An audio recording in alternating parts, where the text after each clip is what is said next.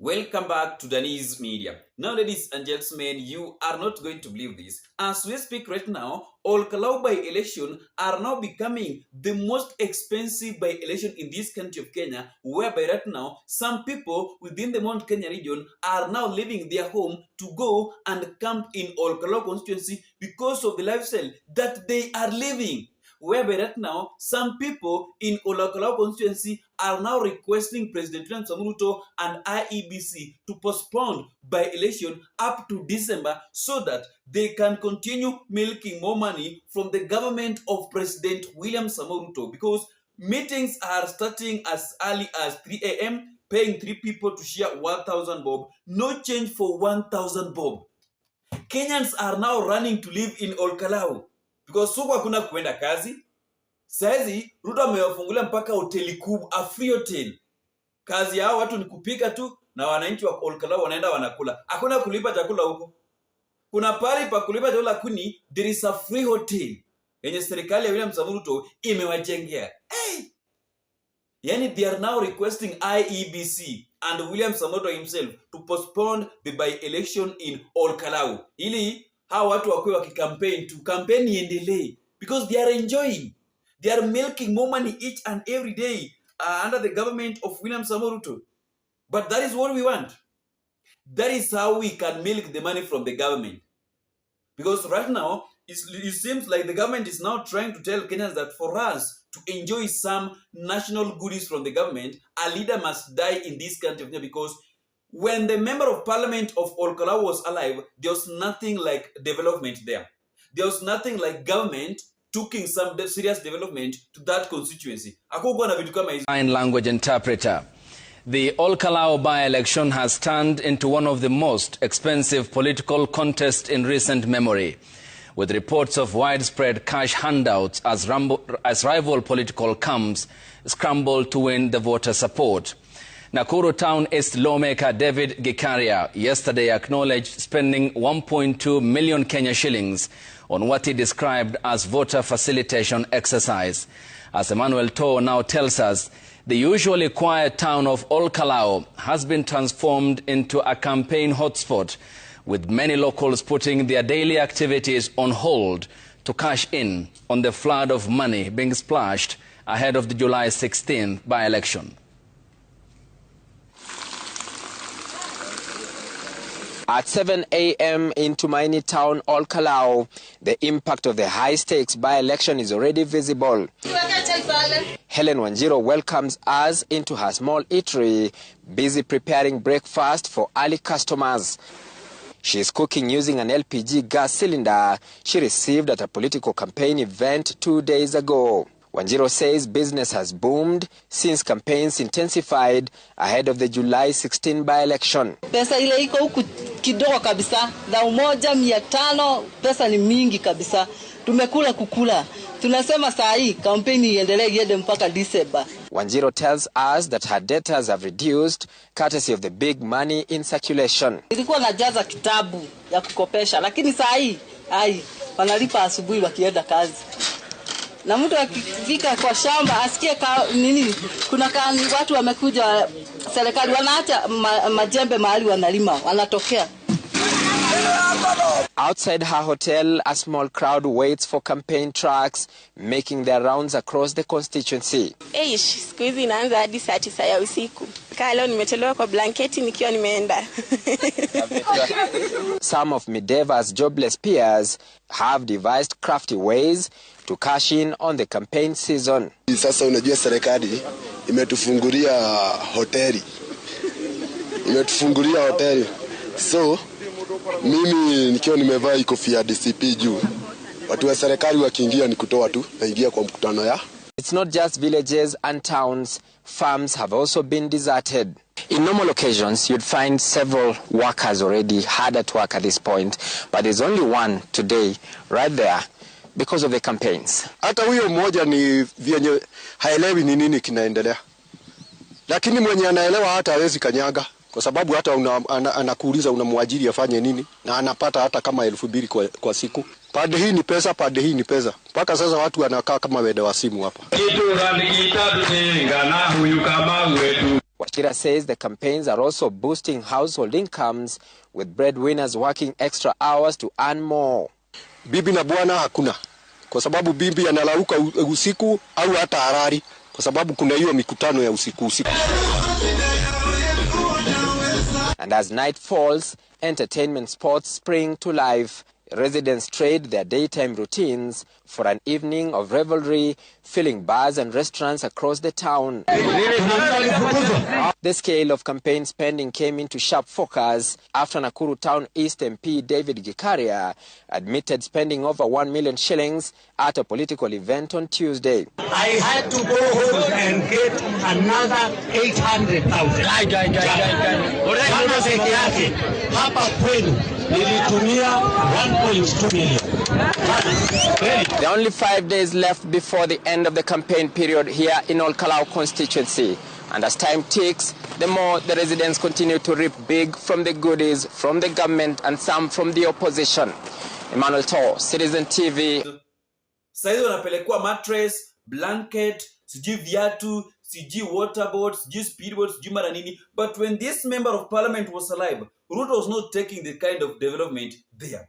Why don't we do things when someone is still alive?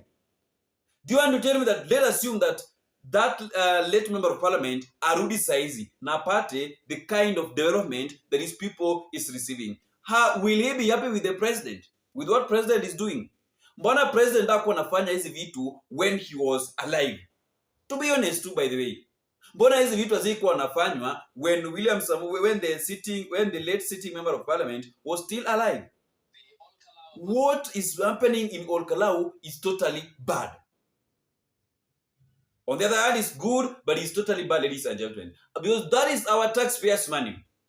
The citizen from KALOU constituency should not be more happier because they are receiving development. They don't know that this thing they are going to pay them. They are enjoying their tax.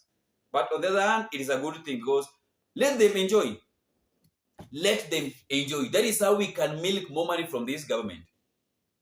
Just imagine that in a single constituency, Ruto have spent 10 billion. Moses Kuria confirmed it some days ago. 10 billion Kenya shilling. Then some days ago, IEBC were declared that any presidential candidate should not spend more than 4.4 billion during his presidential campaign. Nyinyi mnacheza bana. Hiyo ni ujinga. In one constituency, a president have spent 10 billion for his candidate. Then you want to tell us that president will spend 4.4 billion on his presidential campaign. The way right now, Ruto is not popular in Kenya. Mwache kutupima akili bwana. Mwache kutupima akili wapenzi, watu wa serikali. Watu wa IEBC. How can that one happen?